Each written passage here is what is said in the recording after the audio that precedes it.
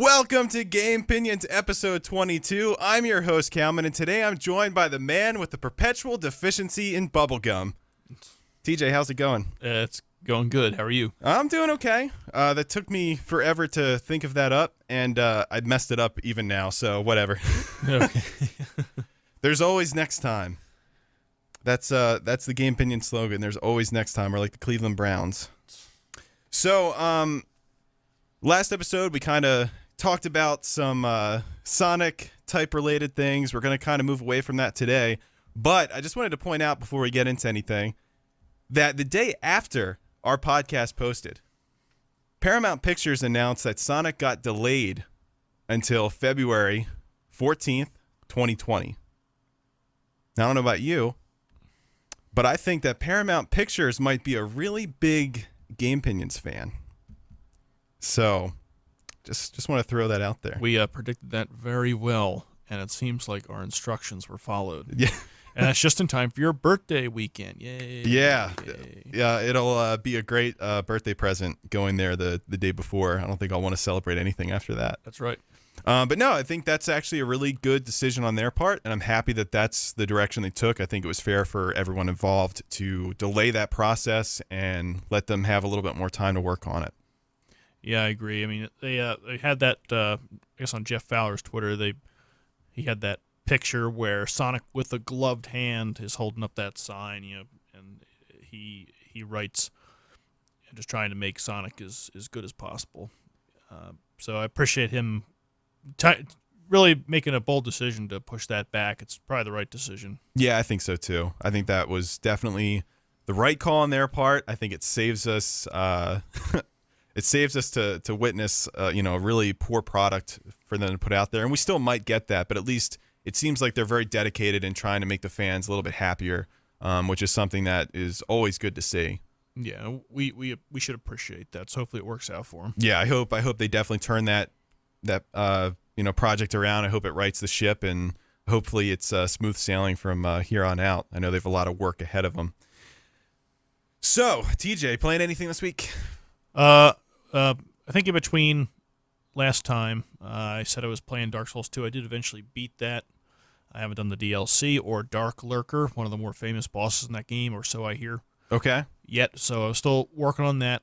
I've really, this past week, dived into a lot of Bloodborne and Dark Souls 3 and Dark Souls Remastered co-op. That's basically what I've been doing when I've come home from work. Okay. Just co-op and browsing those two subreddits. Now, Dark Souls 2, if I remember correctly, that was kind of a lot of people's least favorite of the series. Do you have any idea of why that might be the case? So it definitely is the weakest in terms of boss fights, and the version I've been playing is Scholar of the First Sin, which is a bit of a... What they've done is they've added more mobs, so the challenge of Dark Souls 2 is really navigating the levels, not really the bosses. Okay. There are a couple that definitely have a lot of HP, and you gotta kind of be patient and all that, but most of the time you can breeze through a lot of these bosses that surround a whole bunch of enemies in a single room. It's really not that big of a deal. But there are areas where you do get overwhelmed if you're not prepared for it. But even that doesn't seem that bad. I haven't really got stuck in an area playing this game.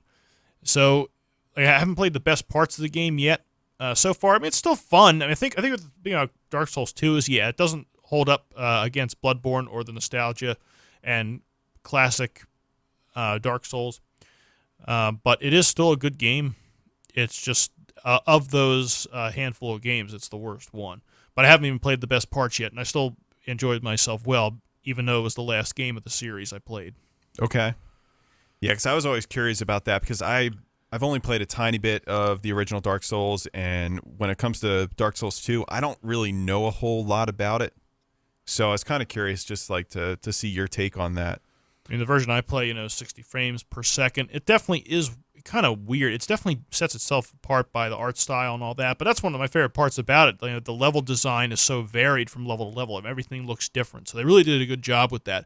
That's actually one of the things that really struck out to me about the first Dark Souls. Yeah. Bloodborne, despite being probably the best of that set, it probably has the worst level variety. I mean, it's just, you're in a Victorian city and you go to another city and it's all looks the same, in my opinion, with a couple of exceptions. Fishing Hamlet, for one, looks totally different than the rest of the game, which was a nice change. But Dark Souls 2, Dark Souls, you get lava levels and forest levels and ice levels and et cetera, et cetera. And not saying you don't have that in Bloodborne, but it really does expand on it and sets it apart. Dark Souls 2 sets itself apart by having a very nice palette of color that you play through. Okay.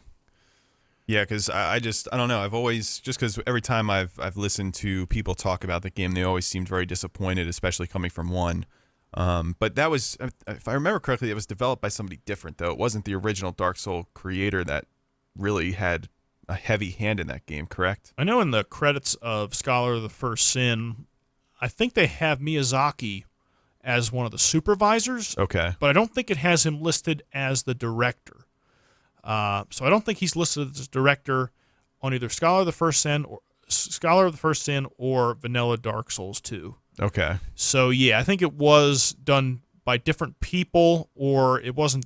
He just had less involvement, and that's why some of those bosses from Dark Souls are household names, Ornstein and Smog, for example, and what's another one? I mean, Taurus Demon, even though that's the first boss in the game, the guy in the Firelink Shrine's like, oh, Taurus Demon, oh, he beat you up, right? Oh.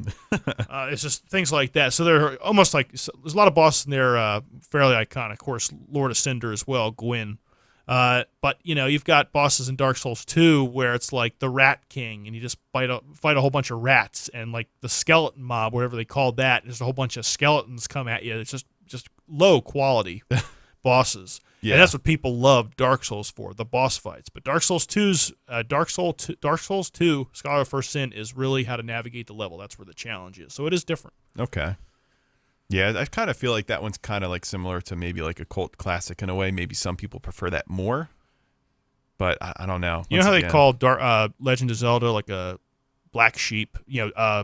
Zelda 2, The Adventure of Link, a black sheep. That's kind of what Dark Souls 2 is in this series. Okay, which I actually like that game a lot. So Me too. It's like what the angry video game nerd once said. It's a game you either love or you hate. And when I played it, I'm like, this is fantastic for being this old of a game. This is really good. Oh, yeah, and the fact that they've just, completely swapped it from the original game. It's just completely different style. Like, that was actually really, really cool. It was a ballsy move to just completely change it up for having only two games. One, which is an absolute classic, original Legends of Zelda, and changing it up to a side-scroller. It was a really bold move, and I never played the original Zelda, so I have nothing to be disappointed by. Yeah. When I picked up Adventure of Link, it was just an old game that I had no expectations for, that I saw this one guy play on YouTube. I'm like, that doesn't look that bad. I'm going to check it out. And sure enough, it's a gem. It's amazing. Just farm a little bit in the beginning, so nothing really holds you back, and it's a fun game. Oh, yeah. Yeah, very ambitious for the time. I have been playing MLB like usual. Me and John are actually going to probably have like a little bonus episode talking about our marathon of a game. Yeah, we I posted on Instagram, and we actually looked up, I forget what teams it was, but it kind of showed, I guess, the oldest MLB game in history, and it actually played out the exact same way that our game played out, just a few less innings. I think they went 33. But it actually showed they scored, like, it was 0-0 game. Somebody scored a run in like the 20-something inning, and then that bottom of the half, the bottom inning, they scored another one. And then eventually, the other team scored again, and that was it. But it actually played out in a very similar way, so I thought that was very interesting.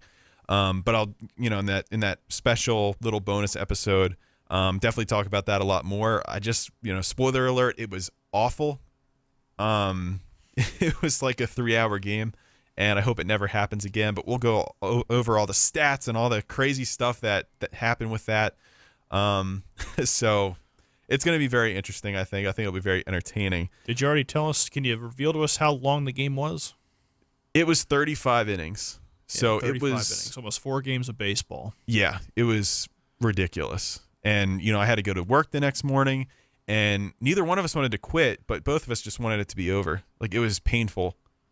It was really bad. We were running out of pitchers. It's just the whole thing was a nightmare. But we'll go over all the different stats and stuff. In fact, maybe we'll just have John on, and we'll both be here, and we'll talk to him what he thought about the game. I think that would actually be pretty hilarious. Right. I'm sure he'd like to talk about it because I think the 2 marathon games you guys played, he won both of them. Well, actually, the one that we went 15, I think I actually won that on a Gene Segura home run. Oh, okay. So I think I actually did win that one. He got some revenge on you then. Oh God, yeah, but it was like, Twice over. Yeah. Twice over. Yes, that was extremely demoralizing. But besides that, I'm also playing Pokemon Let's Go Pikachu. Me and Kimberly both got those 2 games this past weekend. And this is her first Pokemon game. So this is like probably the 3rd time I've played through the Kanto region. I haven't played Pokemon since X and Y, I think, which I did not like. This one, I will say it's very easy, but that's kind of what the design was for. I mean, it was meant to be a really easy, approachable Pokemon game. But just like looking at the world now and thinking back to when you played it, it's crazy just like how much things have changed over the years. Going from that sprite-based, system there with like, little buildings and little, sprite sounds. And it's crazy to see how much it's grown. I will say, though, that the one thing that I think that these newer 3D graphics kind of really amplify for me is how bare and how small those little towns are in that game. Like back when you played it on the Game Boy, it's like, these are huge towns and you're just this little, Pokemon trainer. You're walking through them. But now it's like, okay, well, there's a mart, there's a healing station, there's a couple houses, and sometimes there's a gym, and that's it. So I haven't played those games. It's funny how you describe Pokemon, an easily approachable Pokemon game. There hasn't been a non-easily approachable Pokemon game in a long time. Yeah. I'd probably, it's not as if I had played all the Pokemon games since 1996, but, Pokemon Mystery Dungeon, Red and Blue Rescue Team had some wild stuff in it. Yeah. There's a lot of difficulty there, but are you enjoying that game so far? I'm enjoying it in terms of it being like nostalgic because Pokemon Leaf Green was probably my favorite Pokemon game. Right. Like looking back, obviously Silver was the first one I played. I really like that a lot because you get to go to the 2 different regions. But there's something about just, I guess the way they kind of just set up Leaf Green and how it was just kind of like, I think that was the second Pokemon game that came out on the Game Boy Advance, if I remember correctly, because Ruby and Sapphire were first. Yep.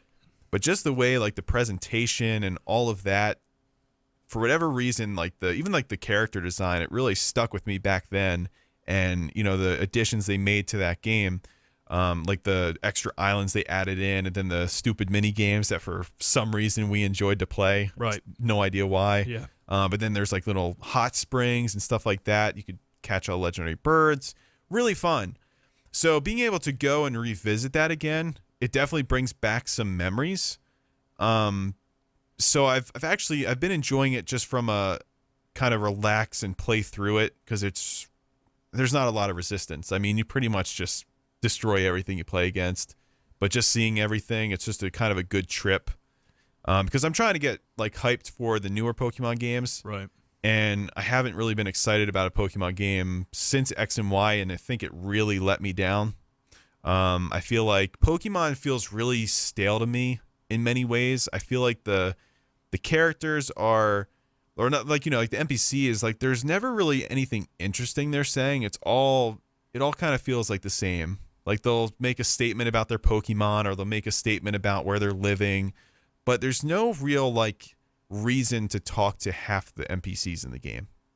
And that's always been kind of an issue for me with the game because it just doesn't feel like it's really like inhabited by anything besides like the Pokemon. Like there's no real interesting characters. Like when you had like Red and Blue, like those were kind of like, they were kind of like legendary characters and characters that, were really interesting because you don't really know about them, but they're existing in that world and they're super strong. But you don't really have that, with these, I guess, the newer games. There's not really like that, the secret, like really strong trainers that are probably stronger than like the Elite Four and stuff like that. And really this whole problem for me started after playing Earthbound, which I find the two games very similar. Earthbound, though, you talk to anybody, they either have something funny to say or just something completely ridiculous to say. And I just wish Pokemon had something similar to that. Obviously, you can't really go crazy with it because it doesn't fit like the world that they're in or the situation that they're in. But I just wish they had something similar where when you talk to people, they would tell you a lot of like useful information, or they, just have something at least a little funny to say. So that's kind of like where I stand with Pokemon in a way. Yeah, I mean, I haven't been excited about a Pokemon game. This doesn't mean I haven't played a Pokemon game since Heart Gold, but that was like the last one that I really was into. Yeah. I played a hell of a lot of Platinum. I played a hell of a lot of Heart Gold. And even though I'd say that Generation 5's story-wise is the best, after that, I really just didn't have any desire to play any more until that whole Twitch Plays Pokemon thing, when they eventually got to, I think after they did the first one, they did Crystal. And what they did, I'm pretty sure this is how this happened, because one way or another, I found a ROM that I could play on my phone, with an emulator, of course, a Pokemon Crystal version, where you could make it, instead of just walking through the level at that slow ass pace. Oh God, yeah. You could make it like twice that fast, 4 times that fast, 8 times that fast, I think all the way up to 16 times that fast. So you could, just tap on your phone left, right, up, and down. You'd be zipping until your character stops at a barrier. And you know how battles, right, can like linger and all that, and all the animation takes a while for the actual battle to wrap up. You can have all of that 4 times as fast, and or 8 times as fast, or 16 times as fast. So all that monotonous stuff is all wiped away, and you're just worrying about the action. And the best thing about that Crystal ROM hack that I had played, all the in-game trades, where you get you try to trade like a Graveler for a Haunter, but they have like that Everstone on it, so you don't get the Gengar. Well, all those bullshit in-game trades were swapped for legendaries. So this ROM hack, when you go to the in-game trades, there's like 5 of them. You can trade like a Metapod for Moltres, and Drowsy for Articuno, etc., all the way up to Mewtwo. So you can get all these Pokemon. And I think they included the Mew glitch in there too. So you can get all, those legendary Pokemon, which did not exist in the original Gold, Silver, Crystal games. And to boot, you could catch all 251 Pokemon, including Celebi, in that ROM hack as well.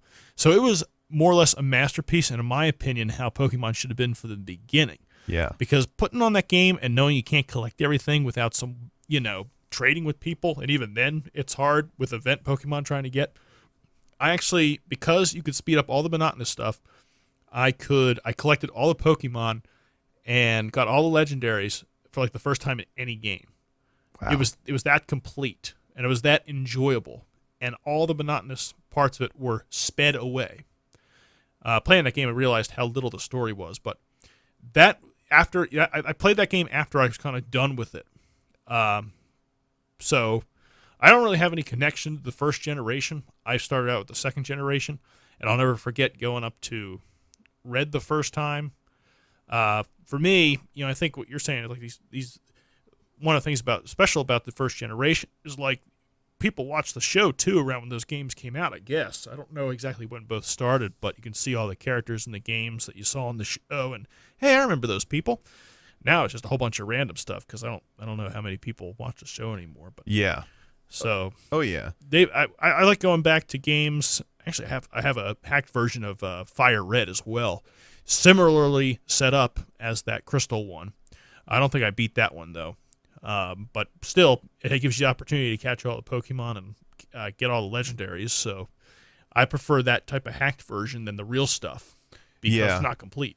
Yeah, I don't really like the whole how you have to trade with people, because a lot of people enjoy those games just by themselves. I mean, I remember when we had silver and you had gold. I think both of our batteries in our in our cartridges have died They're out. dead. Yep. But one of the big things with that is I remember for like the longest time we wanted to like battle our Pokemon, but we could not find a Game Boy Color link cable, because the Game Boy Advance one would not work with the Game Boy Color games. So I remember one time, I think it was like after like somebody's orthodontist appointment or something, we went to the mall and we found like that green translucent cable. It had like, it almost looked like tinfoil underneath the green. We saw it behind the desk at, it might have been EB Games. It might not even have been GameStop. Right. And I remember we got that and we were able to do that. But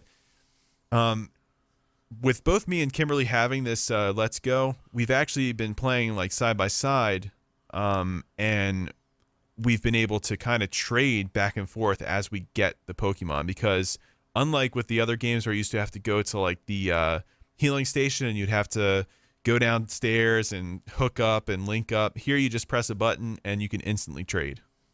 You don't have to be anywhere. Okay. So we can trade right on the fly, exit out, resume. You know, you can do local or you can do online. And that's actually made it a lot easier. Like if we both caught like a Haunter, we could trade them back and forth, or we just trade them and they'd both turn into Gengar. Right. So that's actually pretty cool. But there's kind of a weird like mesh in this particular game. They actually put Jesse, James, and Meowth in this game, which I thought was really weird. Really? Because usually you just have like the Rocket grunts.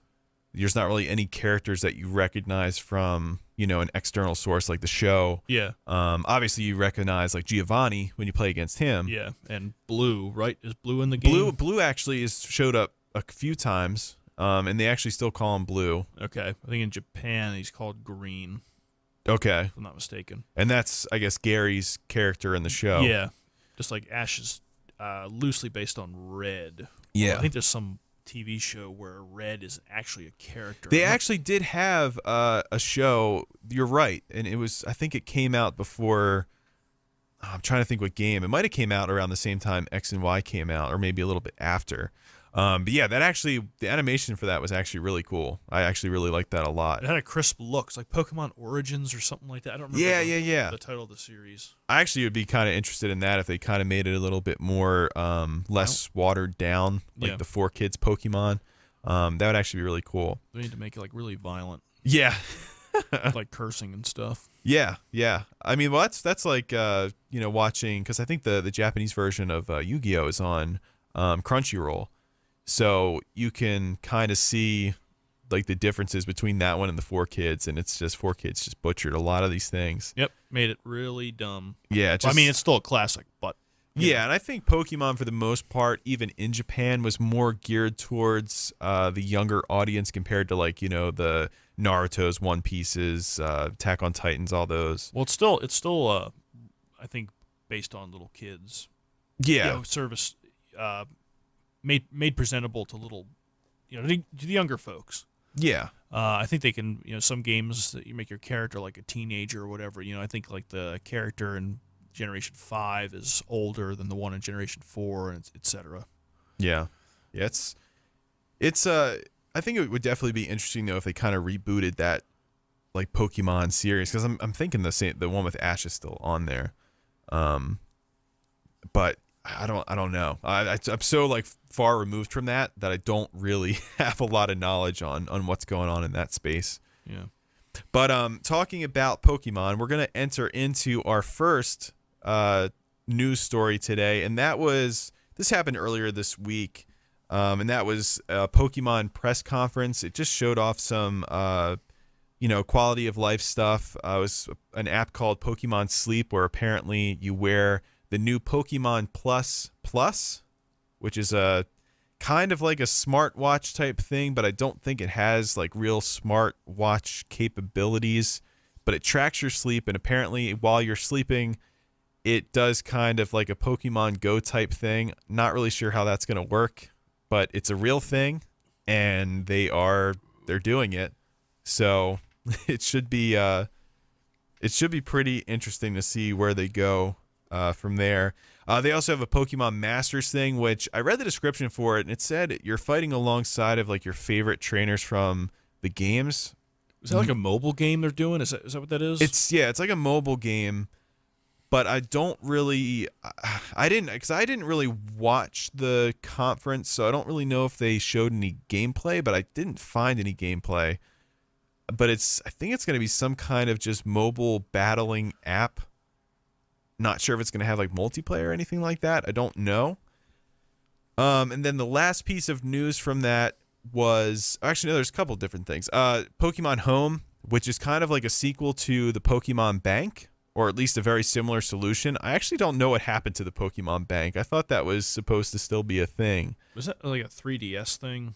I guess it was, because it was like the first time they were using cloud storage for that type of thing. It was actually an ingenious idea. I think it was like for like $1 per year or something like that. You could maintain your Pokemon in the cloud. Yeah, but the thing is, as far as I know, it's just a 3DS thing. It could be wrong.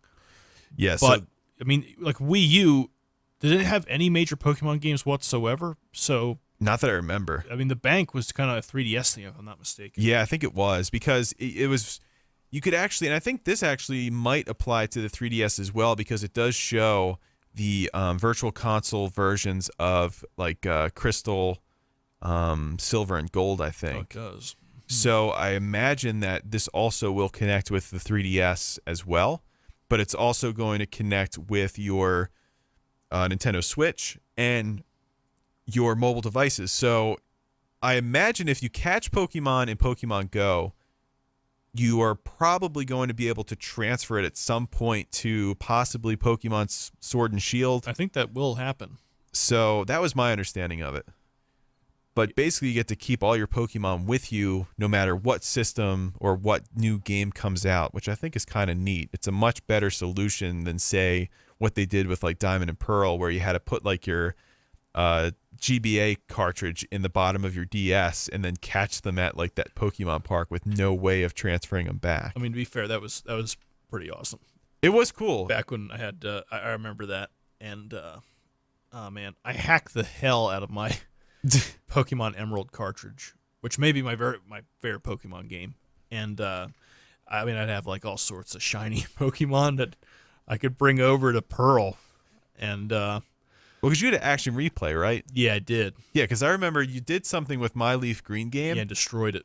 Like, which I'm very sorry. Yeah, I couldn't. That's drop not the worst things. Pokemon crime I ever committed against you, though. Yeah, that was like, I mean, you did get me Deoxys, which was pretty cool. Yeah.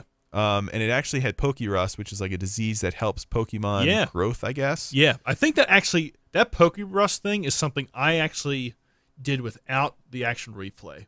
Well, it's a rare condition on a wild Pokemon. I think that just happened naturally in Pokemon Emerald, if I'm not mistaken. Yeah. It definitely had nothing to do with action replay, but I think Emerald, it came naturally. Yeah. And because of the correspondence our games had, I think it got spread somehow. I may have even just given it to you, because that just spreads across your party. Yeah. And then eventually it goes away, but if you keep a Pokemon with Pokérust in the bank, in the storage boxes, it would stay with Pokérust essentially forever. Yeah. So you can have a whole bunch of Pokemon with Pokérust, save them. Hey, someone wants to contract this disease, so to speak, send them over to your box through a trade, and now you can spread it among your Pokemon. I think that increases its EV growth. Yeah, that sounds about right. Yeah. Yeah, I had like 30 Deoxyses. I think all of them were like in defense mode. So I had to take them somewhere in Diamond and Pearl for someone to change them. Yeah, that's right. Yeah. I forgot all about that. Yeah. Each GBA cartridge, each Deoxys that you caught in it, with an event. I don't even know if there was an official event or not, or you had to do it with an action replay. Yeah. That's kind of like how the Arceus event was in Diamond Pearl Platinum. You had to get the flute with an action replay. There's some other giveaway event, which is really boring. But, yeah, Leaf Green, I think it was anytime you catch a Deoxys, it was mandatory he'd be in defense form. In Fire Red, I believe it was attack. That's what I think too, yeah. And Emerald would be Deoxys speed. Yeah, that sounds right. But, yeah, Generation 4, Generation 5. I don't know how Generation 6 and 7 are, but there's special areas where you could change Deoxys by talking to a particular rock. That's right, yeah. Yeah, it was a rock, yeah. Like there's a couple rocks, and which depending on what you're talking to in this little area, you would change your Deoxys form. Man, that's like super obscure.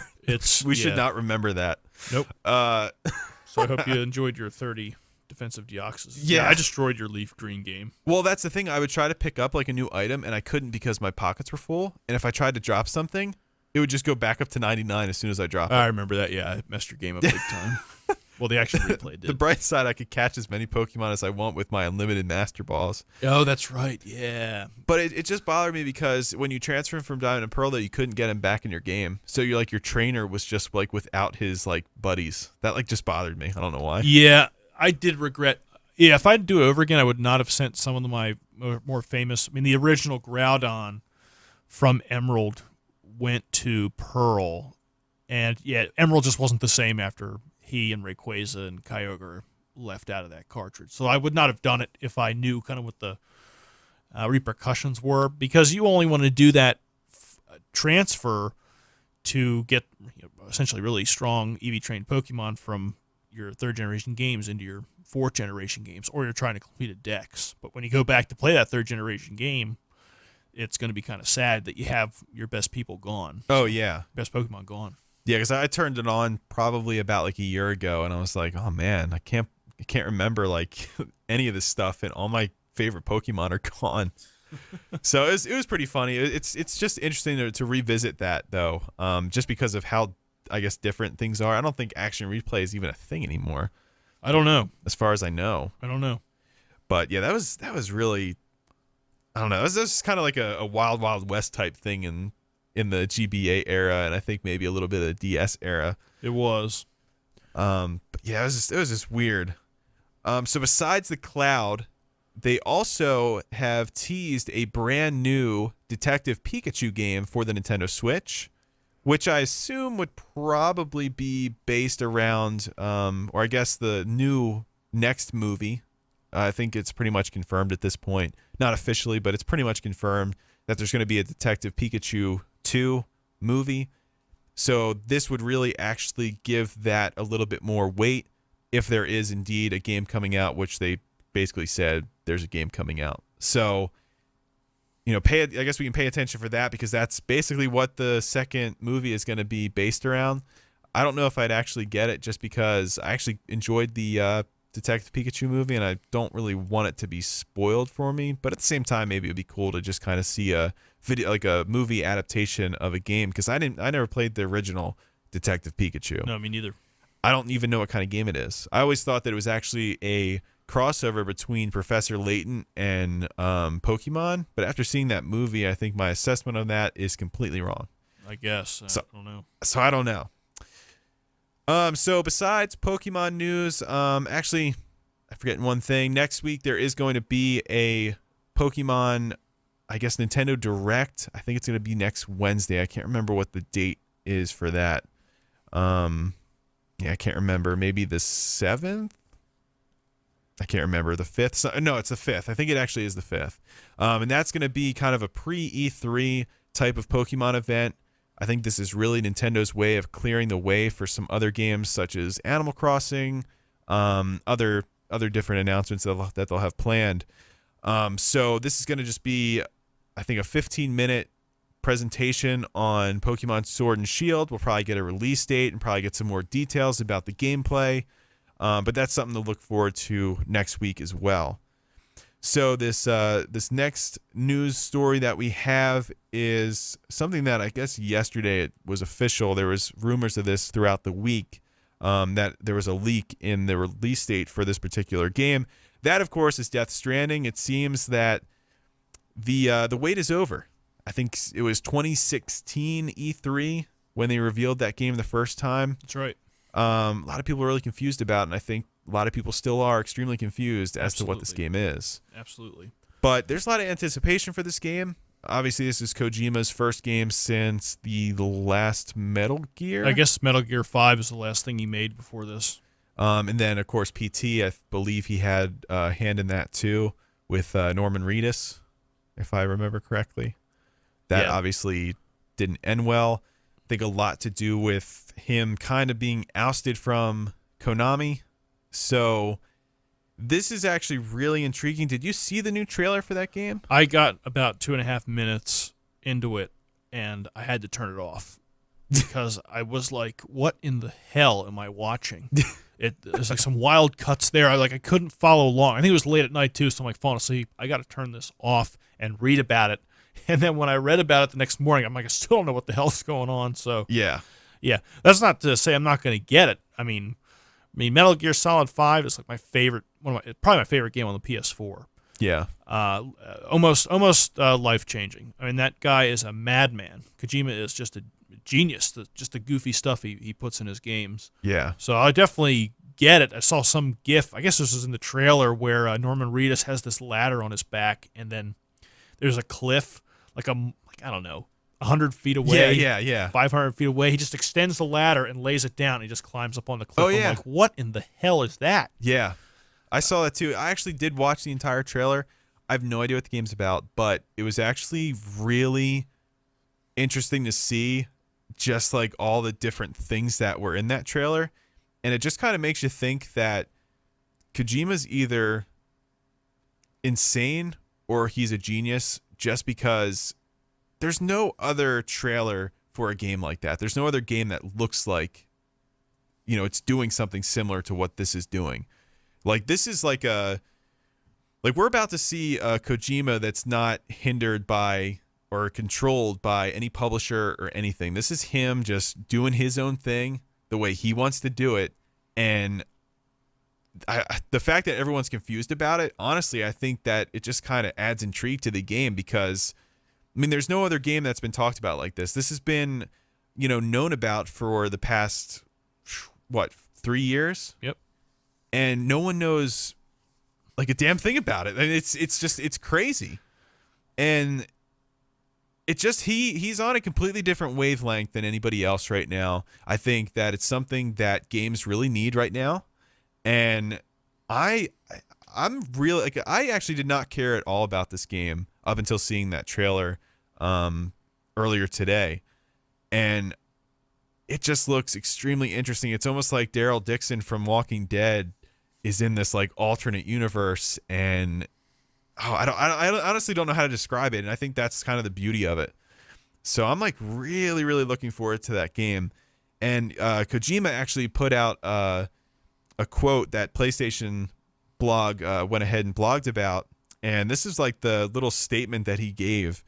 And he said, "People have created walls and become accustomed to living in isolation.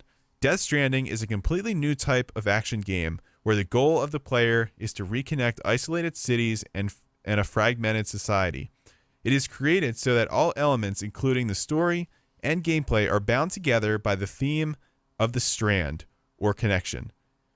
As Sam Porter bridges, you will attempt to bridge the divides in society, and in doing, create new bonds or strands with other players around the globe. Through your experience playing the game, I hope you'll come to understand the true importance of forging connections with others." So he has like a kind of a message behind the game, which I think is also really interesting. Like, this one, to me, seems like it's going to be very close to like art. I feel like there's always an argument, are video games art? I feel like the way he's going about this and the way he's kind of crafting this game, to me, it screams like a interactive like art piece in a way. So I think that's really interesting. And also there was some details about like different collector's editions. I don't know if you've seen those or not. No. So there's various different ones that you can get, but the one for $200 actually includes a life-size Bridge Baby capsule. So the thing he carries around with him. So apparently people have been pre-ordering it already, because I guess you can pre-order it. But it's like so bizarre because like it already has fans, but no one really knows a thing about the game.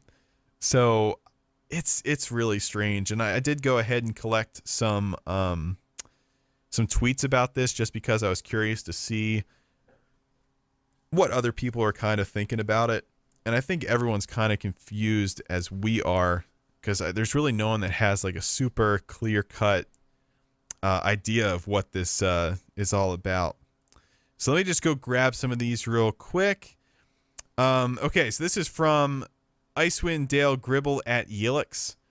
I don't feel like Death Stranding, like the Death Stranding trailer, is that confusing. You run around, fight guys, ride motorcycles, and sometimes it's World War I, and you have a baby. Seems pretty straightforward to me.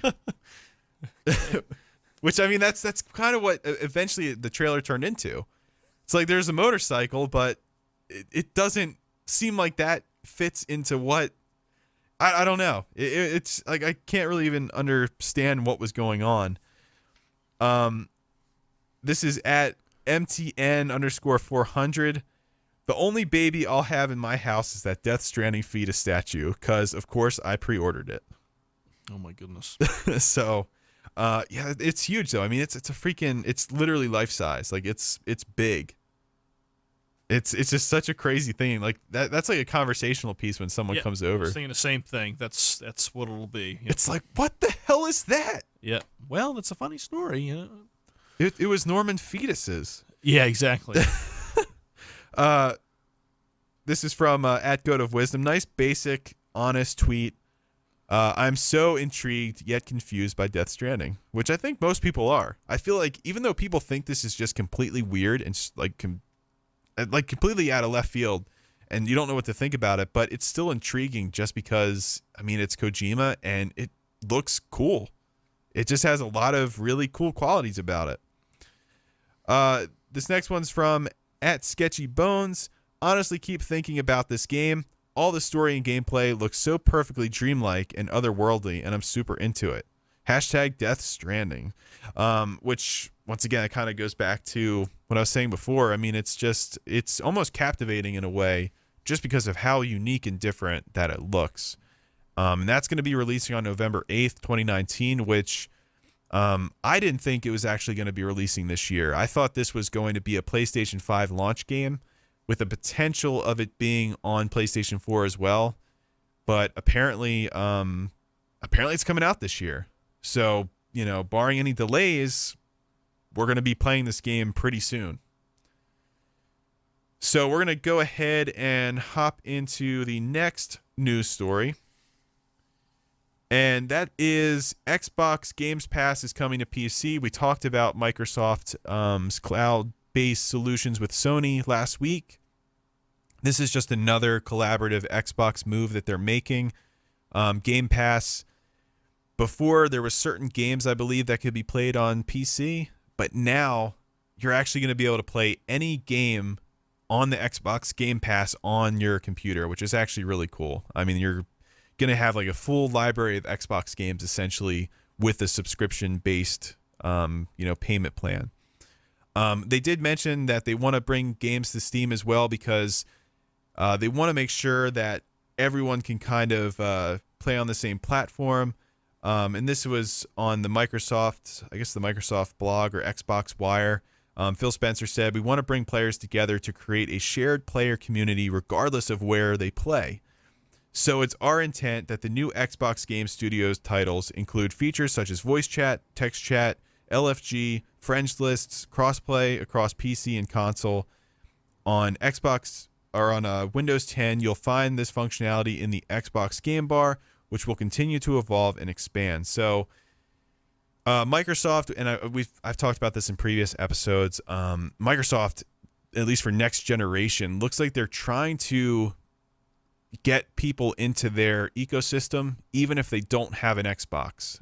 You've already kind of seen some collaborations. I mentioned last week with the Nintendo Switch with Cuphead. That was a Microsoft/Windows exclusive prior to Xbox, I guess, lifting that and allowing it to go to Switch. And it's actually compatible with Xbox Live on Switch. So there was rumors that seemed to be put on the back burner, but who knows? This E3 could bring some crazy things. And we could see Xbox Game Pass on Switch. I always thought that if that does happen, you'll see the Nintendo Virtual Console in the form that it is now make its way over to Xbox and get like a piece of subscription from that user base. But then also Xbox Game Pass on Switch. I think that would be extremely interesting. And it would kind of put Sony in a weird predicament. Because they kind of refuse to collaborate with people, but they did collaborate with the cloud, so it's kind of hard to say what they'll do. But I just thought that was really interesting because Microsoft's approach is just so vastly different than what Nintendo and Sony have been doing. So it's going to be a really intriguing E3, I think, for them this year, just because this is kind of where they start laying down the foundation on top of the groundwork that they've kind of set up for themselves the last couple of years now. So it's going to be interesting to see Phil Spencer's vision for a next-gen console, and how it compared to Don Matrick, who just completely butchered the Xbox One when he started talking about that back when that system was revealed. But yeah, that's all I got for news stories. But very exciting stuff, though, because this is kind of like a unknown in the gaming industry, because this is really the first time we're seeing like major companies collaborating with each other and just kind of giving up. I mean, obviously Microsoft and Windows, they're already tied in together, but just seeing like, the platforms just kind of blur the lines a little bit. I think it's really, really intriguing and interesting, because I couldn't, like, even like with the Nintendo and Microsoft thing, I couldn't imagine back in the day Nintendo and Sega like sharing data with each other and stuff like that. It would have never happened. It would have never happened. It seems to me, just based on what you're saying, because I'm not really aware of what's going on here until I heard what you had to say, Cal. It seems to me, if Xbox makes their stuff available through other media, it's just more exposure to them. Yeah, absolutely. It'll attract people to an Xbox. It's like the same thing with musicians trying to keep their music under wraps. No, I mean, as long as you have that out there on YouTube and don't try to bring it back, I mean, you'll expose people to all sorts of your products. So I think that's kind of what Xbox is doing here. More exposure, the better. Yeah. Yeah, because I mean, potentially they could put out a piece of hardware that's powerful, but one that's inexpensive to make, and they could do that by. I mean, they're pretty familiar in hardware, and at this point in time, you can probably make a pretty decent machine and still make it with affordable material. And if they do that, I mean, they essentially could basically just wager on software sales. And if you have people on other systems, so say Xbox Game Pass goes to Switch, if that happens, you can say, okay, you guys can play all these Xbox games. You can play Halo on the Switch, which would be huge. You can play with the players on Xbox because Xbox is cross-platform, Nintendo's cross-platform. And basically, you'll have all those people guaranteed subscription money that don't even own your system contributing to that pool of wealth, essentially. So I think it's really interesting. And even if they've just put half of the Xbox games on there, I feel like Nintendo fans, be like, well, this is awesome. I might just go buy an Xbox now. So I think it's really a win situation for them, and I don't really see any massive drawbacks in that, because it seems like this is their plan from the start, and it's not something that they're just trying to, issue in last minute. This is something that they've seemed like they have planned for. So it's very interesting that they're kind of taking like the red ocean approach. So it's I don't know, it's just really kind of refreshing to see that happen. I guess we can get into the main topic now. We've only talked like an hour now without actually going into what the episode would be titled about. This next topic is basically an E3 wish list. Now, next week, I kind of had plans to maybe do some E3 prediction type things, just because it's a little bit closer to E3. At that point, the Pokemon stuff will be out of the way, so that won't have to be, clouded up in there. But I figured that would kind of be something cool to do, just to see if we were right on any of the predictions that we put out. Because the following week, I'm planning on possibly having more than one episode, just based around reacting to what went on at E3. So I'm hoping to do that. So this, though, you don't need to have any like formalities. This is like pretty much free reign. Like, if you want to say, I want there to be at E3 Animal Crossing X Nintendogs crossover where you are training the future villagers of Animal Crossing, you can go ahead and say that, because like the crazier the better. This is like free reign. You get to wish anything you want. You're sitting on the proverbial Santa's lap, telling him what you want from E3. All right. Well, that was pretty wild. So I don't have any extravagant ideas like that. I mean, there's definitely a couple games I want to see again. A couple of sequels. Super Pokemon Mystery Dungeon 2. That's something they didn't bring up in the Pokemon press conference. We got 8 generations now, I think, or will once Sword and Shield comes out. So I'd like to see another one of those games. It's a Pokemon game that still has some challenge. Bloodborne 2. I think this is an obvious one. These games just sell very well. And, they're made for adults. There's an element of challenge there. So, Bloodborne being the most popular of the games from Software, I'd love to see a sequel. I'd like to see, like we were talking about Gold, Silver, and Crystal. One of the famous reasons, other than having 2 regions in that game, is you fight your old character from Generation 1 as the last boss. So, I don't want to spoil if Bloodborne spoilers abound, but at the end, one of the better endings is that you're not a hunter anymore. You're a different type of creature. So, what would be cool for Bloodborne 2 would be like you, as another hunter, fight your old version's form from Bloodborne 1 at the end of the game. That'd be cool. That'd be an interesting idea. I think it would pay off if they did make a game that revolved around another beast hunter. Yeah. And Sonic Mania 2. I'd like to see more from the Christian Whitehead gang. They did a really good job with Sonic Mania 1. Sonic Mania 2, I'd love them to reincorporate the Super Emeralds from Sonic 3 and Knuckles, which I think was missed in Sonic Mania. I know why they didn't do it. You just don't want to have a whole bunch of versions of Sonic getting more and more powerful. But one of the things I'd say for Sonic Mania that could be improved is the pacing. Once you get those emeralds, it's really going through the motions once you start getting good at the game. So a second set of 7 emeralds would definitely, I think, stretch out a game longer. So Sonic Mania 2 would be my last one. They do such a good job, even with the nitpicking I do. I'd like to see how they can take that style of Sonic to the next level. That's all I've got. I've got nothing too crazy. Okay. No mix-ups between 2 games and training the new characters for a greater power, whatever you were saying earlier. But so it's kind of vanilla here, but it is really what I'd like to see come out of it. What do you have? Okay. That was a good list. All right. So the first game I want is a crossover between Animal Crossing and Nintendogs. No, I'm just kidding. No, the first one it's kind of well, it kind of goes 2 ways. I'd like them to release a remastered trilogy of the Mother series on the Switch. I think that game is definitely due for a remastering. Definitely. Mother 3 never got its. I don't mean to interrupt you, but no. Mother 3 never became an Americanized version, which is a real shame. Yeah, which is ridiculous. Everybody loves Earthbound, and they know Earthbound, but I think people love Mother 3 too that have had the chance to play it. Yeah, it needs to be more accessible to people. Well, that's the thing. I actually heard Mother 3 is the best game out of the series. Yeah. So I don't know. I wish that they would go back, kind of give it similar to like a Pokemon treatment.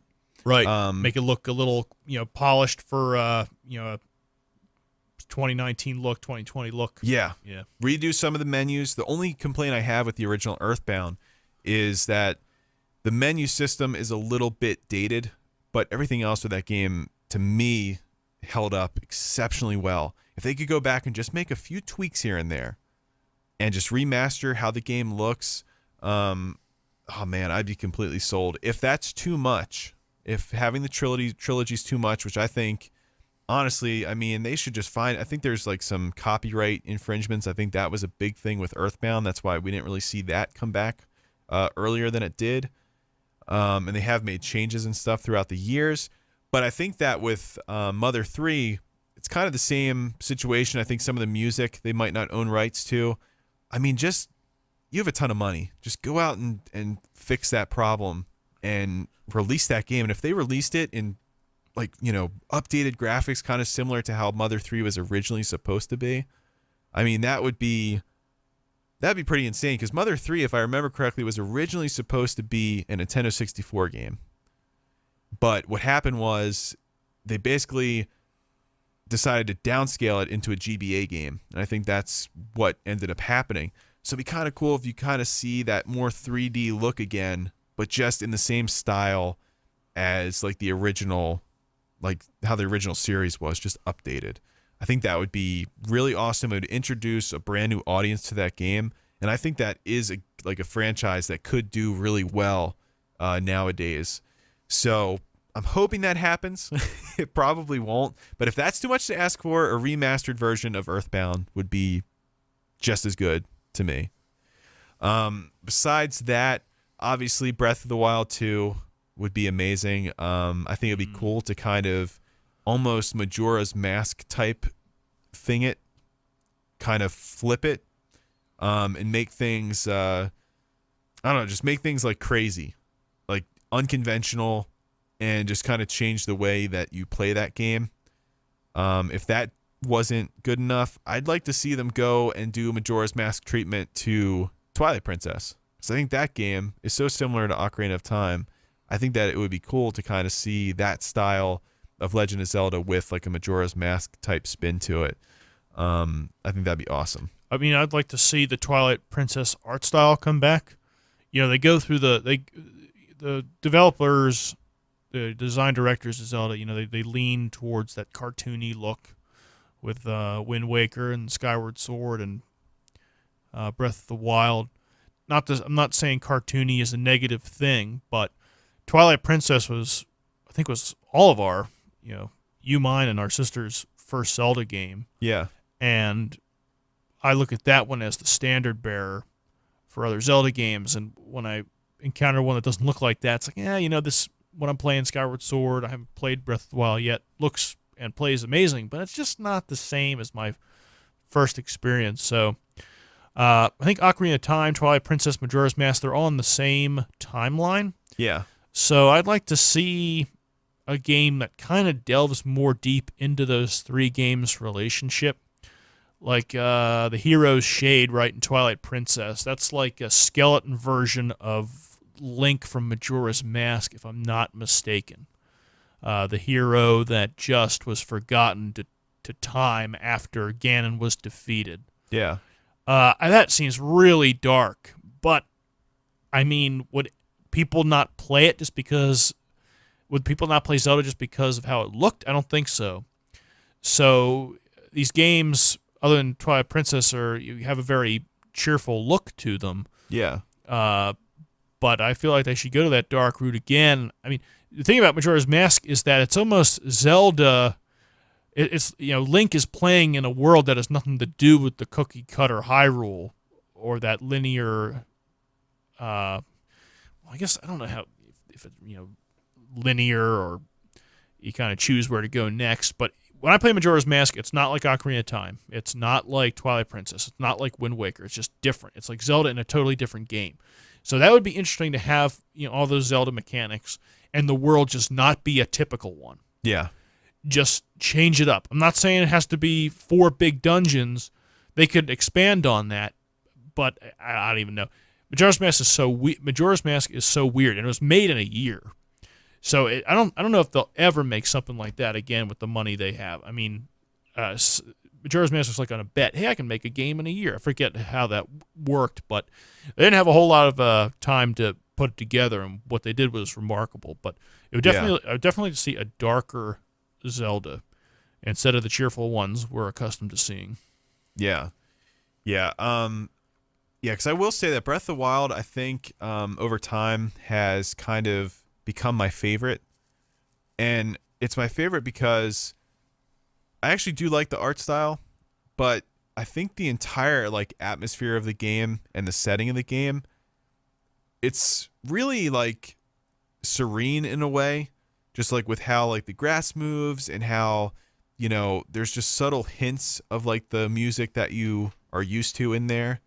But then you're looking around at all like the structures that you kind of, you know, saw in previous games in different forms, and they're all like eroded, and they're all, it's like, you know, you can tell that something bad happened. Like, so it's kind of has like this like eerie vibe to it, like overhead, even though you're kind of enjoying like a really lush environment.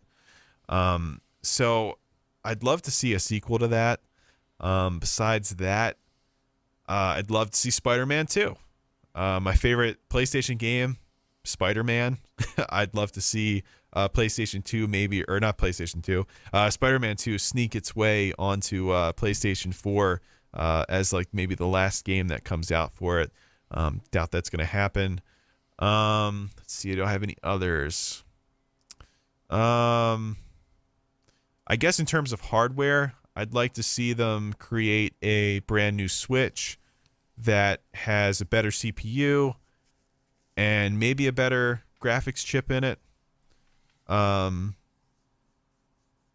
Maybe like Bluetooth enabled would be nice.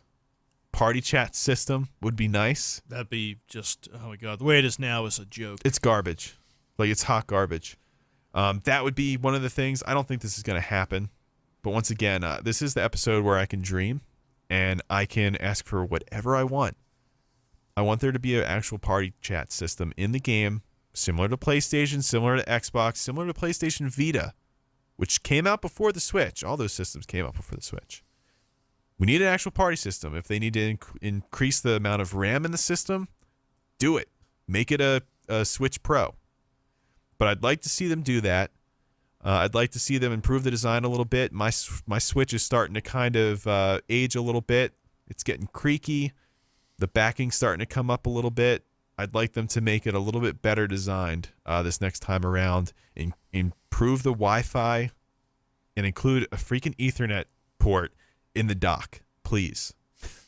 I literally have in like 100-foot long cable running from my room to TJ's room. There's a reason I have that cable. Downloading stuff is way quicker with the wire. The wireless in my room is not great. So just please include a freaking Ethernet cable so you don't have to buy another accessory, the Wii LAN adapter. The Wii LAN adapter is what they recommend buying. That thing is like 10 years old at this point. Like, come on. Seriously? Yeah, no updates or anything. So I'd like to see that. Like a nice hardware revision. Make it affordable.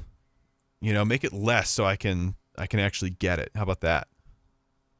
But I think for the most part, that is my wishes. A lot of the wishes that I do have, I think, will probably end up coming true. That's why I didn't really include those. Like Animal Crossing, it's gonna be shown. Like that's just how it's gonna be. You're gonna see, which I think because of the delay to Metroid Prime 4 and basically the Retro Studios is going to be taking that game and building it from the ground up again. There's probably going to be a Metroid Prime trilogy for the Switch. I'd like to see them release Mario Galaxy 1 and 2 for the Switch because I didn't play the second one, but I actually really did enjoy the first one quite a bit. So I hope they kind of include that with, I guess motion controls aren't super important, but they still worked pretty well in Odyssey. But kind of have like an alternative similar to Odyssey. I think that would be pretty awesome too. And you know what? I'd like them to have a virtual console, but this time around, because I think the architecture of the systems is so similar, I'd like them to include all of the Wii U games available on the eShop. I think that'd be cool. Because there's some Wii U games that I would like to play, like Xenoblade Chronicles X, but I'm not going to play them on the Wii U. Just not doing it. That system is dead, and I have no desire to pick up that system and play it. Yeah, man, that's what you got. You have to do something when your system doesn't sell well, and there's a few good games on it, and you don't support backwards compatibility. Yeah. So, yeah, those games should be available on the Switch in some form or another. Yeah. And I think that you should, that they should go ahead and play, or get, what's it called? Super Mario 3D World? Is that the one that was on the Wii U? I think 3D World was on, wasn't that the 3DS one? I thought that was 3D Land. Maybe you're right. 3D World. I don't remember. Because that was the one with the cats. That was 3D World? That sounds right. Yeah. I want them to bring that game back, and I want it to have 4-player online multiplayer. Oh, my God. That's what I want. They should make that happen. But besides that, I think I'll probably think of more crazy ideas and stuff. I mean, I don't think any of these were really that crazy. Besides the Animal Crossing / Nintendogs crossover, which honestly I think would sell like crazy. Yeah, those are two very popular. Those two games have a lot of cult following. Yeah, it's like you're training the villagers to be functioning citizens in that world. Okay. Yeah. Like, that'd be excellent. But yeah, so I'm sure I'll think of more, and if I do, guess what? We can include it in the next episode along with predictions. So we can do whatever we want here. Now, we just kind of told you guys our E3 wish lists. So I went ahead and grabbed some of random people's E3 wish lists to see if there was any crossover here. So we're going to go ahead and read these off. So this is at Drake or Drac. I don't really know how he prefers to pronounce that, but his E3 wish list is Dragon Age 4, new Banjo-Kazooie, Banjo for Smash, Animal Crossing Switch, and Paper Mario. So I don't think there was really anything too outlandish there. I think Banjo actually does make a lot of sense for the Switch, just in terms of, the legacy. You have a lot of classic characters in there. And I've always been for that, like including some of these classic characters in there. Yeah, I think that'd be really cool. There are worse choices than Banjo, so I'd support that too. Oh yeah. Yeah. There's a whole list, and we'll have to have a separate episode for characters we'd like to, predict for the next few.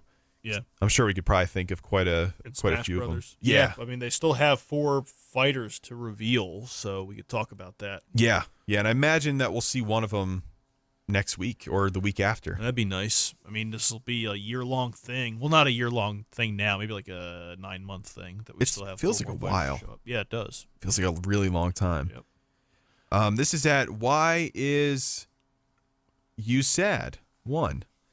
My E3 wish list: Animal Crossing, Animal Crossing, Animal Crossing, Animal Crossing, Animal Crossing, Animal Crossing, Animal Crossing, Animal Crossing, Animal Crossing, Mario Kart 9. Mario Kart 9, I think, would be really interesting because the Switch hasn't really had its own individual Mario Kart yet. Because Mario Kart 8 Deluxe was just Mario Kart 8 with, just like extra content with all the DLC. So that would actually be really interesting to see what Nintendo's going to do in terms of that franchise, because it's really the first time that a Nintendo system got a re-release of a previous generation Mario Kart. So I don't know how they handle that. I don't know if it's going to wait till the next generation. I don't know. I mean, I'm sure that game sells well, but I'm so fed up with that game. Yeah. Where the most fun is when you're losing. Yeah. So I think that's in most people's cases. They're not like pros or anything. Oh yeah. Yeah. Yeah, I don't really know how they're going to handle that. This is at Saber0307. E3 wish list. RE3 remake, which actually might be a thing. New Dino Crisis, not really sure what that is. New Banjo-Kazooie, another Banjo-Kazooie fan. Demon Souls Remastered. That's what I've been saying that too. I've been talking to my friend at work. The only way, and I think we mentioned this last week. Yeah, we kind of did, yeah. The only way I'd play that is if they remastered it for PS4. Yeah. Because I don't want to bring a PS3 from your stock here and take it over there. I just don't want to do it. So it has to be a downloadable game for me to play that. Yeah, it's like we said last week, that if you were to update that PlayStation 3 now, just given how that system is, it would literally take you probably a week to update that. It's not worth it. It sucks. They just need to make all their games available on PS4. I mean, that is I think that was an exclusive. Yeah. Only available on PS3. I think so too, yeah. I think eventually they'll just have to. I mean, yeah, why wouldn't they? Yeah, I mean, I want to know how it all got started. Yeah. Without watching a walkthrough or whatever. But yeah, I think that would honestly be a really logical choice, especially if they want to tide people over until maybe Bloodborne 2 comes out on PS5. Or Dark Souls 4. Or Dark Souls 4. Who knows when that'll come out? Probably never. But I mean, they remastered the original Dark Souls, so why wouldn't they remaster this one? Right. I mean, Dark Souls is the most famous, but Demon Souls is where it got started. I'm sure it's probably a hard adjustment from these newer games, but then again, maybe it's I don't know, maybe it's just as good as the other ones. I don't know. Yeah. Well, I thought that Great was idea. pretty interesting. Great idea. Yeah, absolutely. So yeah, when I actually liked that, I was like, yeah, you're probably gonna agree with that. Yep. Then the rest of the list says New Eternal Darkness, which sounds really familiar for whatever reason. I can't really put a picture to that. And the next one's Illusion of Gaia, ported to a current console, not mobile. So here is at Travis_McCoy, my E3 wish list. And guess what's number 1? Demon Souls Remastered by Bluepoint. Nice. Dark Souls 2 for Switch. Okay. Which, there was actually a rumor before the Switch came out that a Dark Souls trilogy was going to be released for it. That ended up not being the case, but eventually down the line, we did get Dark Souls Remastered on the Switch. So, Dark Souls Remastered on the Switch is okay. I think a friend of mine at work has both Dark Souls Remastered on the Switch and on PS4. I think it just runs better on the PS4 based on what he's saying. Yeah. Like I think it's 60 frames per second on the PS4, and the sound isn't as compressed. Mm-hmm. That's not to say it isn't a blast on the Switch, but I can see Dark Souls 2 going over there because Dark Souls 2 Scholar of the First Sin is 60 FPS on a PS4. So, and Dark Souls 1 is perfectly playable on the Switch. I would guess Dark Souls 2 would be too. Now, Dark Souls 3 does not run at 60 frames per second on PS4. In fact, when you play Dark Souls 2 like I've been doing and then go back to Dark Souls 3, it's like you're walking in slow motion. It's that choppy. I'm not saying I don't love it, but it's a stark contrast. So I don't think, no way in hell, Dark Souls 3 would ever be able to run on the Switch, seeing how poorly it runs on PS4. Yeah, I think that if they were to put it on the Switch, I think that really the only possibility of it running is if they did something similar to what they did for like Doom and Rocket League, where it has like a dynamic resolution. So that basically means that the game's resolution, and I don't know the technical details of this, but basically the game's resolution will constantly readjust and change to accommodate for what's going on in the game and how taxing the game is on the hardware.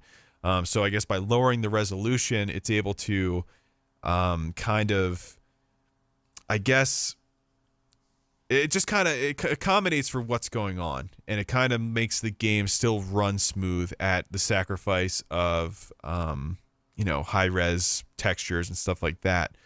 So if you look at Rocket League, it's very low textured for far away things, and I think that's probably what they would do, but it would definitely be handled by like an outside source. I don't think that they would do that themselves. It's kind of a lot of work, I think. Yeah, and I don't think it would pay off either. Yeah, I think that if they made like a Switch Pro, similar to like PlayStation 4 Pro, then probably, but yeah, I don't really think that that's going to be the case. So the guy's third game on this list was this is Travis_McCoy, Cyberpunk 2077. That of course is CD Projekt Red's first-person shooter. It's in a steampunk space type of atmosphere.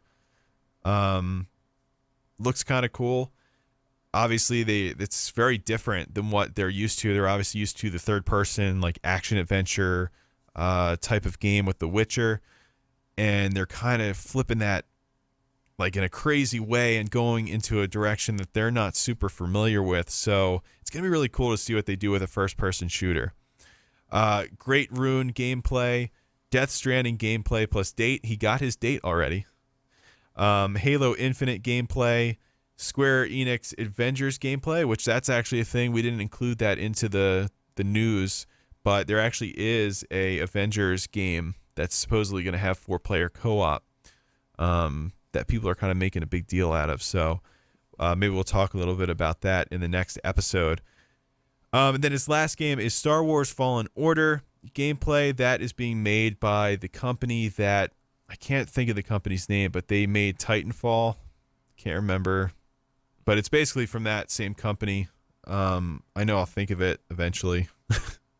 But yeah, that's a pretty solid list there. I feel like a lot of those things are gonna happen or could potentially happen, so that's pretty good.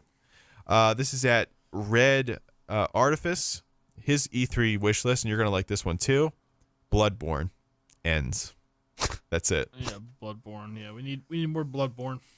There's gonna have to be a second one at some point. It's too popular not to have a second game of that.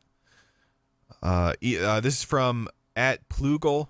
My E3 wish list is really just please do cool things, Nintendo. Please do not do cool things, Nintendo. Oh no, please don't do not cool things, Nintendo. And then Animal Crossing Switch reveal, which is gonna happen. So he's probably going to enjoy E3 this year. This one's at I has on. Not really sure what that what that is. I probably butcher half these names just because everyone kind of has their own thoughts with them. But E3 2019 wish list: Pokemon Sinnoh remake. Did I pronounce that right? I guess it's Sinnoh. Sinnoh. That's a good idea. Which Surprised we haven't gotten them yet. 2 generations in between the Generation 3 the Generation 3 remakes, and yeah, it's high time for that. That's Diamond and Pearl, right? Yeah, Diamond, Pearl, and Platinum. Okay, that's what I thought. Yep. Pikmin 4, Bayonetta 3, which is going to be at E3 most likely.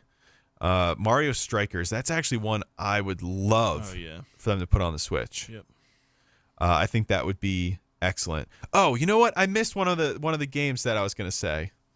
A Mario like GTA game, but all of like the events you can do in the game, like tennis, soccer, racing. Yeah.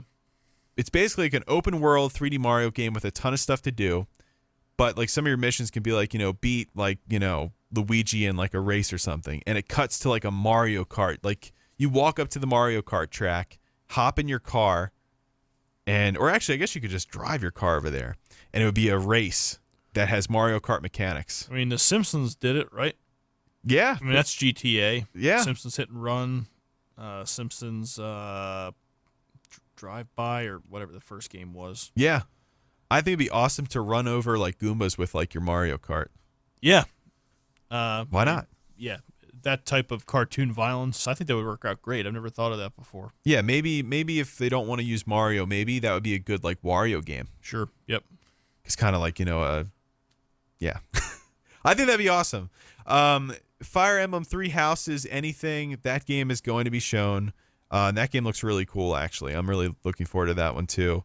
More Nintendo mobile games, which I can do without, but it does increase exposure, similar to what we were talking about with like Xbox and stuff. If you put your games out there, people want more, they buy your system. Animal Crossing, that's going to be shown. New Saints Row game, I've never played any of the Saints Row games, but I think they're kind of similar to GTA, or at least they were at some point. Yeah, I played Saints Row 4. It's like GTA's GTA. They give you so much ability, it's actually boring. When did you play that? I downloaded it. It was like free or something on PS4. Oh, wow. I didn't know that. Put a little bit of time in there, but I got pretty far. I mean, I got fairly far, maybe 75% of the way done, and I mean, it is definitely an open world sandbox, but they give you so much freedom and so many abilities to just be so successful with. It's like the only thing I was wishing I was playing when I was playing it was GTA. I mean, man, I don't know. That's my take on it. Yeah, it is fun at first. I mean, you can like run up buildings and stuff, but it's like this is way too much power to be fun. Do you see what I'm saying? It's like it's like playing a game with cheat codes. That's very strange. Yeah, it is. I can see why people like it, and I did like it for a lot, but it couldn't keep me entertained for the whole game through. Unfortunately, there's just too much you can do. Yeah, and not a whole lot of variety. I mean, the area is just the ugliest thing ever in that number 4 game. when you're in the simulation and it's just like black and red the whole time. It's just like, oh my God, why Yeah. can't it just have a day-night cycle? I don't care if this is a computer thing. Yeah, that is weird. I think if I remember correctly, the first two games were very similar to Grand Theft Auto. But then after that, they started introducing like aliens and stuff, and then it just went out the window. No, it's just a ridiculous game. I'm telling you, it is entertaining at first, and I'm sure a lot of people are entertained from start to finish. It just gave you I'm playing it. I'm like, I'm just way too powerful. I can't keep my interest. It's like there's no challenge. Yeah. But it is entertaining. I mean, it really are creative. Like I said, it's a GTA's GTA. GTA can run through cars with your car speeding at 200 miles an hour, but you can't like run up buildings. I mean, that was just like, it was amazing. But it's just like, wow, I mean, you can pretty much go anywhere and run away from anything in this game, and it's just like, Jesus, there's no challenge whatsoever. But that is really strange. that's my take. But I would actually recommend that people listening, you want to just have your mind blown with what you can do in a video game. I don't think you ever played anything like it before because it gives you so much ability to do stuff. It's just crazy. But I don't think the world is that, I mean, it's just activities all over the place that you run up and do, and they're not necessarily entertaining. They're not captivating. They're fairly simple mini games that you go to, in my opinion. So, definitely something. If it's on sale on PSN, I would definitely download it and see what you think. But keeping my interest, it didn't do a good job of it. Man, well, I think that Saints Row, the most recent one, just released on Switch maybe last week. Not sure how that works or how good it is. But yeah, I've never really paid attention to those games at all. I never really had a big interest in them. So I actually find it really interesting that you ended up playing that. Yep. I saw on Reddit a long time ago someone made a comment that it was GTA's GTA. I'm like, oh, that sounds pretty fun. Because that was when I was playing GTA 5 all the time, and I love that game. Yeah. So, man, if this one's really fun, then Saints Row 4 must be really, really fun. And it was until it just got boring. Huh. Another thing that I want to interrupt this guy's tweet real quick. Another thing that I kind of wanted to happen at E3, and I know I haven't gotten Red Dead Redemption 2 yet, but the first Red game had kind of like this zombie overhaul. I think that it'd be cool if they did something like that, where it's like the story zombie overhaul, but also include online multiplayer, where you kind of work together to kind of get through, these open world situations with all these zombies. I think that'd be a really cool thing to include. Once again, that's probably never going to happen. But like I said, it's my wish list, so I can wish for whatever I want. So the last one on Hasoon tweet here. Their last one was Pokemon Stadium 3 or a remake of 1 and 2. I don't think both me or you played Pokemon Stadium. No, so I don't know what the big attraction is. We did play one of the greatest games ever made, not Pokemon Battle Revolution. Oh, that game sucked. Which was probably one of the worst video games I've ever played. It's not even a game. It's literally just a battle simulator. Okay, so seeing Pokemon from your games for the first time on a bigger screen and not in that 2D sprite form was pretty cool, but the thrill lasted very, very shortly. The announcer was like garbage. Oh, giant Pokemon sure make the stadium look small. This could get dangerous. And just the way he pronounced stuff is, I just could not get over, like Regigigas. Regigigas. Which I guess is the way to say his name, but I always thought it was Regigigas, which I think sounds a little bit better. Yeah, it sounds way cooler. Yeah, but, horrendous. So I don't really have any nostalgia. I know a lot of people like those stadium games. I don't know what the big deal is. Just I never played it. I thought Pokemon Stadium, you actually could control your character outside of, the battles. I thought that's how it was, but I don't, once again, that's kind of before my knowledge of games when those games came out. Right, that was all on GameCube and maybe even earlier than that, which we just didn't have, so. Yeah, I think that is when those came out.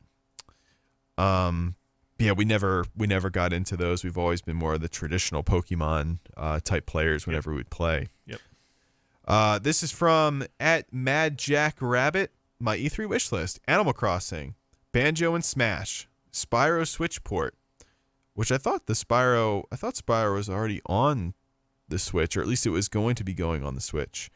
Banjo and Smash again. Rare Replay Nintendo Edition. Banjo and Smash. SNES/Nintendo 64 games, which I think at some point they're probably going to be coming, but Nintendo's still working on the NES library. I wish they'd kind of hurry that along and just drop all the games, make this the ultimate Nintendo system. Give people a little extra for their buck here, even though you do have a reasonably priced online service compared to the others. Offer a little bit more. I think that would be great. Banjo and Smash, Mario Kart 9, another Mario Kart 9. I guess people are kind of tired of 8 and they want the next Mario Kart game. I would like to think that most people don't care.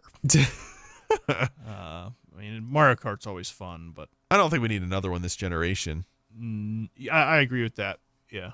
Like this one, it has a ton of tracks. Man, but Mario Kart's Mario Kart, though, right? Our favorite one, I think, is the DS version, which I think introduced us to Mario Kart, if I'm not mistaken. And 7 is also very, very good. I love 7, actually. But 8, man, take it or leave it. I'd honestly like to see them take 8 and just continue to add DLC to it. Just add all the Mario Kart 7 tracks, add all the Mario Kart DS tracks, add all the Mario Kart Double Dash tracks. Yeah. That makes more sense. That's what Mario Kart is, right? New tracks. Yeah. Right. That's essentially, Just tweaks in gameplay. And they take stuff away, too, like designing your own logos. That was a DS thing. And I love that. I don't think that shows up again. We were talking about Major League Baseball this week and last week and how you can design your own logos. Yeah. Mario Kart, that was in 2004 when that had that ability. It just makes you wonder why do they take some of these great ideas away that really kind of individualize your experience. It doesn't make sense. So it's kind of an odd franchise. I think Nintendo did not want people to draw penises on their car. Yeah, that's probably right. Because they had that huge issue with I can't even remember. It's such a long time ago. I can't even remember. I think it was like some kind of note. I can't even remember. On the Wii U, right? Well, they had Miiverse, which you'd get banned for drawing, obscene images, like swastikas and stuff. Yeah, you definitely get kicked off for that. But this is another thing. I cannot remember this, but it was basically like a really watered down messaging system. PictoChat. No, that actually would have been way cooler if they included PictoChat for like an online. With 100 feet, what's the point? Right. Like I actually remember there was a news story where they were like, predators can find kids when using PictoChat. It's like they have to be within 100 feet of them. How they could drive by your car and look inside the window and see that your son or daughter is on PictoChat, and then open up their DS and open PictoChat. It's like, come on, but anyway, that should have really been what the messaging system was, especially because Nintendo systems, and I've mentioned this before, have always, at least the last few generations, have really been the most equipped to handle a text-based messaging system because they have touchscreens. The other systems don't have that. But anyway, that's kind of just like a crazy rant. But after that whole debacle of people drawing and taking pictures of things through that program, which one day I'll remember SwapNote, that's what it was. But the thing is that after that whole thing, they shut down SwapNote. You couldn't do anything because people were sending each other inappropriate pictures in 3D. Yeah. So that kind of really made Nintendo not want people to be able to draw things after that. Yeah. At least if it's not highly moderated. Like we've already seen some of the crazy things people have done with the Smash Bros. Editor. Oh, yeah. So that might be part of the reason, but I actually like that a lot too. I used to, spend quite a bit of time actually drawing little designs on the cars. So I did like that too. Yeah. But yeah, in terms of Mario Kart though, just add more tracks. Like Mario Kart 8, I think controls very well. I think it feels very similar to 7 to me. They feel very close in terms of like how it feels. So just add more tracks. I think it's perfectly fine how it is. So then he goes on to say Banjo and Smash multiple times, and then Netflix on Switch, which I'm sure will be coming at some point in time. It's kind of weird that it hasn't been already on there, just because, I mean, it was on the 3DS. So how is Netflix on the 3DS and not on the Switch? Kind of blows my mind a little bit. And then this one is Boomstick Gaming at Deadite AGK. He said, unannounced game wish list for E3 2019. A Man Can Dream. The first one, you're going to like this one a lot. Bloodborne 2. Bloodborne 2, yep. Good choice. Nier 3. Time Splitters 4. Man, that is... Time Splitters, that was a pandemic? No, that was a Free Radical game. That was, I think they were working on Time Splitters around the same time they were supposedly working on Battlefront 3, and that obviously fell through, and Free Radical is no longer a thing anymore.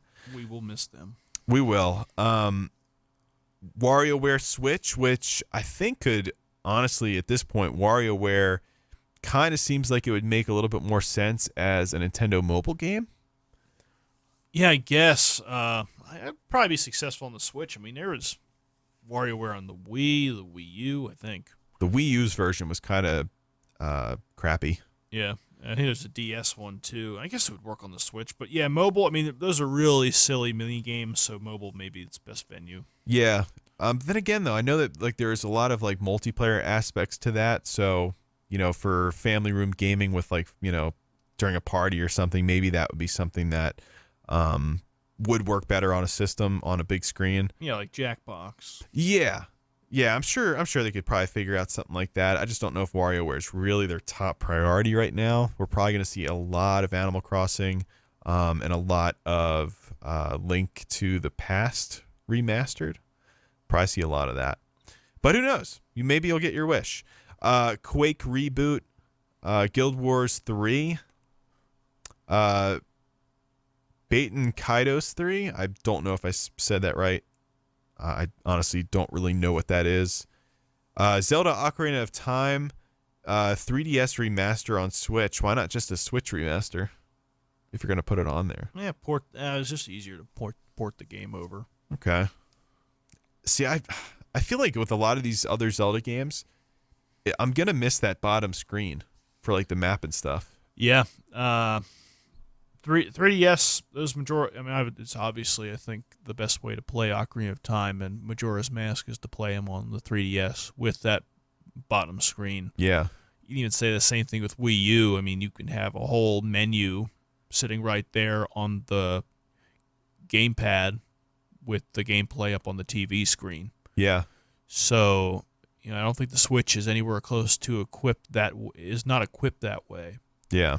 So, yeah, you're looking at less. It's like at work, you want, you know, 2 monitor setup, not one. Mm-hmm. You just see more. It's easier to navigate through things. So, yeah, it would kind of take away from those remasters on the 3DS. Yeah, I just liked how you would have things, like especially on like the Wii U, even on the 3DS, just so you could have like, you know, 3D, you could kind of minimize the things that you have up top on that screen, kind of see the actual game more, but then everything you need's on the bottom. I really like that. It made like organizing and understanding things very simple to me.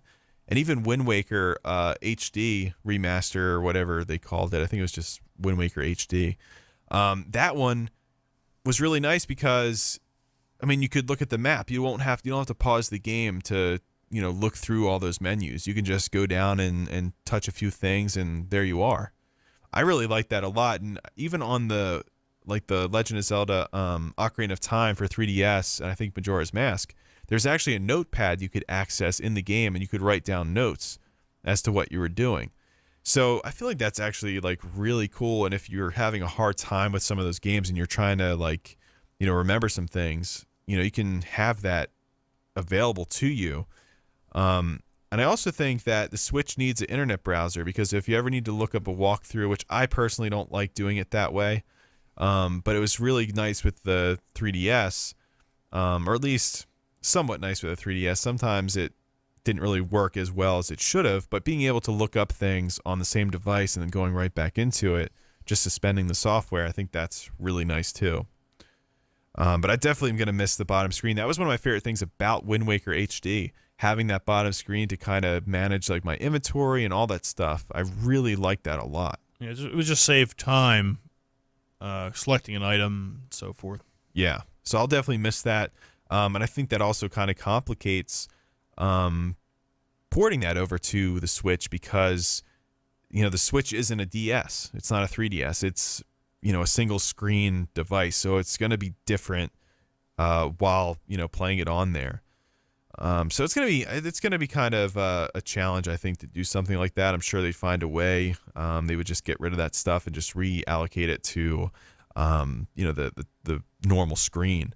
But I think that it might be easier just to build the game up in HD and kind of roll with it. Salt and Sanctuary 2 is the next game he put on there. Left 4 Dead 3, which honestly, Valve needs to start making games again because they had some really serious IP that people really love, and if they started making games again, people would just lose their crap for sure. So I think that would be a really good move on their part, but I doubt it's going to happen. They'll go up to the stage and announce Ricochet 2, and that'll be it. Skies of Arcadia 2, not really sure what that is. And this next game I think is really interesting that he chose here, but this will probably never happen. He said Zelda Maker instead of Mario Maker. I mean, if anything, there should be like a Sonic Maker. I thought about that too, actually. Those levels would be way bigger, I think, than Mario level would. Yeah. Just to make that as engrossing as possible. But Zelda Maker, I mean, damn. I mean, yeah, maybe if it was a 2D Zelda like Zelda 2, The Adventure of Link, or a top-down Zelda, I could see that. But 3D World Zelda, I don't know how that would work. No, I don't think it would work with 3D World Zelda. I guess you could probably just clip out some assets for the older games and maybe design your own Zelda dungeons. I feel like that would be okay.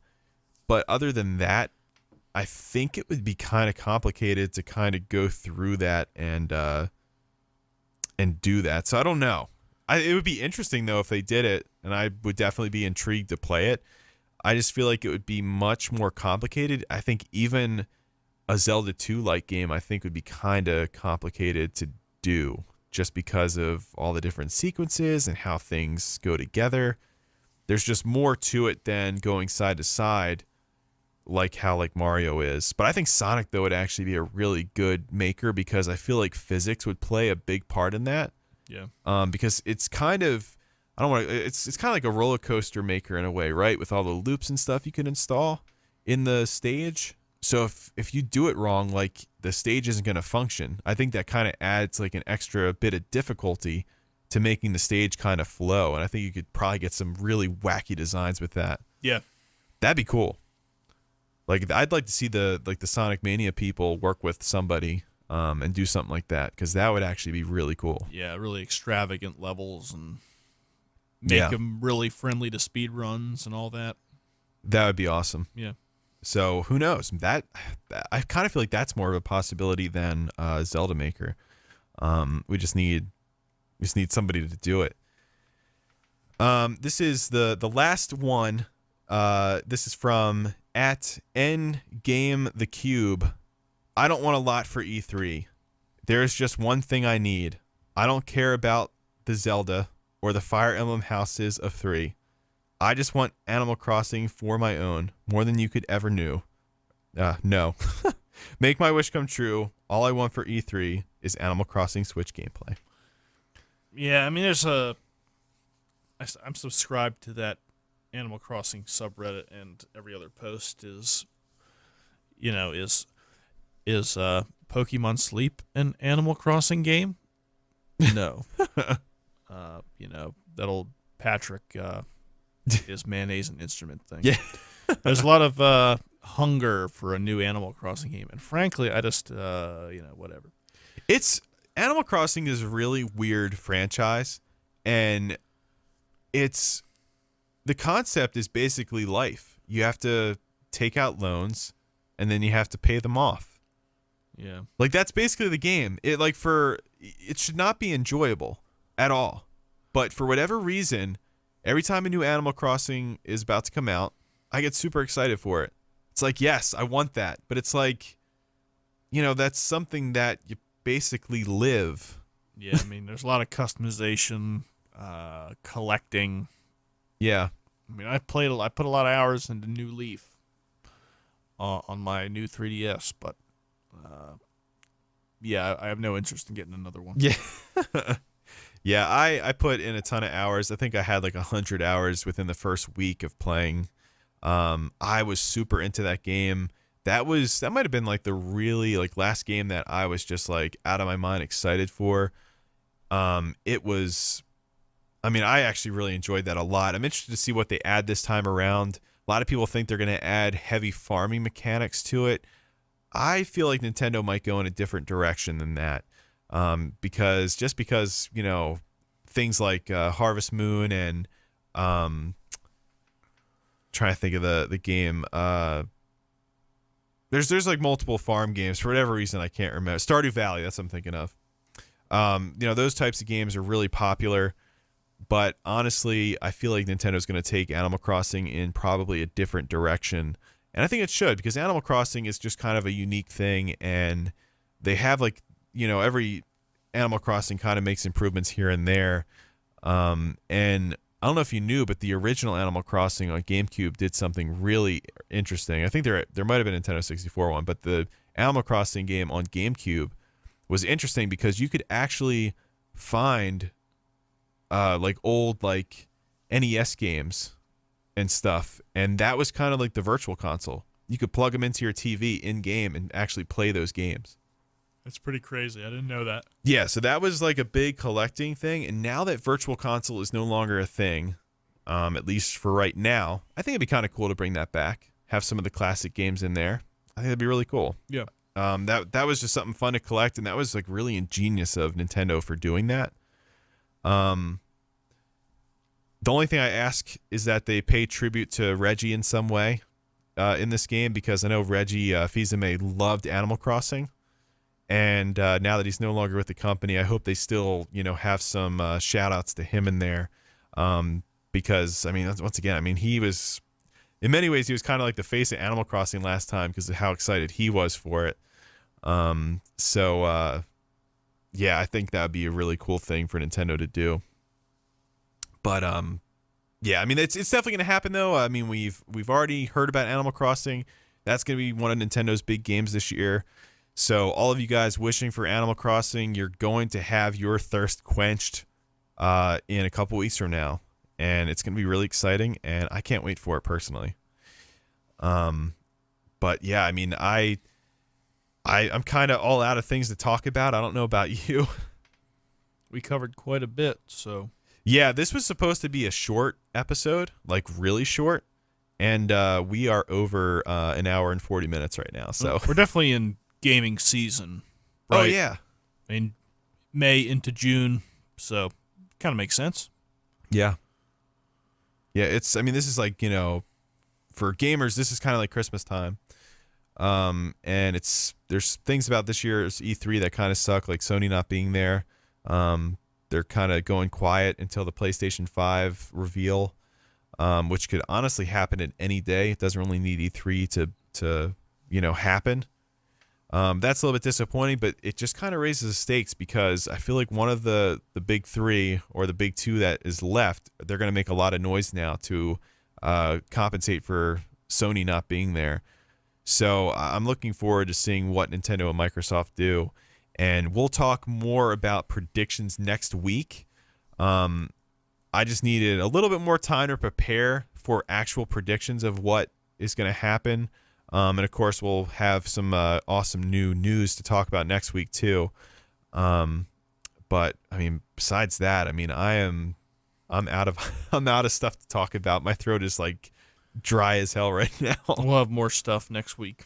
All right. Well, thank you guys so much for listening in. You guys, as always, can find us across all the major podcast directories, Apple Podcasts, Google Podcasts, Stitcher Radio, Castbox, Spotify. There's probably a few others that I'm on that I don't even know about because that stuff just happens.